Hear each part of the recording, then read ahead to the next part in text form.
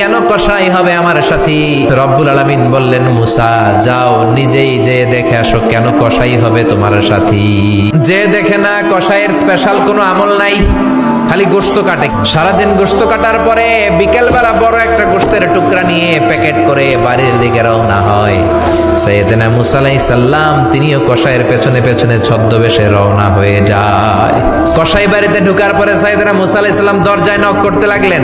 পরিচয় গোপন করে বলে, আমি একজন মুসাফির, আজকে রাতে ও কসাই ভাই আপনার বাড়িতে থাকতে চাই। কসাই বলে, আহলান সাহলান, আসেন, এই ঘরের মধ্যে বসেন, পাশের ঘরে আমার একটু কাজ আছে। পাশের ঘরে যে কসাই মাচার উপর থেকে বৃদ্ধা একটা নারীকে নামিয়ে নিজ হাতে গোসল করে টাওয়াল দিয়ে গা মুছে গোশত রান্না করে রুটি বানিয়ে রুটি আর গোশত এই বৃদ্ধা মহিলার মুখের মধ্যে তুলে দেয়। মহিলাটা তৃপ্তি সহকারে খাওয়ার পরে হাত দুইটা উপরের দিকে তুলে আঁচলটা পেতে বিড়বিড় করে কি যেন দোয়া করে দেয়। মহিলাটাকে খাওয়ানোর পরে কসাই প্লেটের মধ্যে গোশত আর রুটি এনে সাইয়েদনা মুসার কাছে এসে বলে, ও মুসাফির ভাই, এই নেন আপনার রাতের খাবার।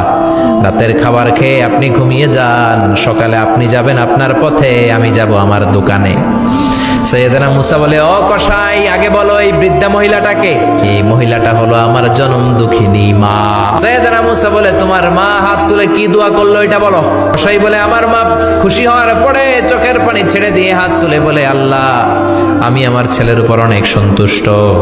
শুনেছি এই জামানার বনি ইসরায়েলের সবচেয়ে বড় পয়গম্বর, তার নাম নাকি মুসা কালিমুল্লাহ। আমি তোমার কাছে দোয়া করে গেলাম, আমার ছেলের তুমি ওই মুসা নবীর সাথে জান্নাতে ঢুকাইয়া দিবা।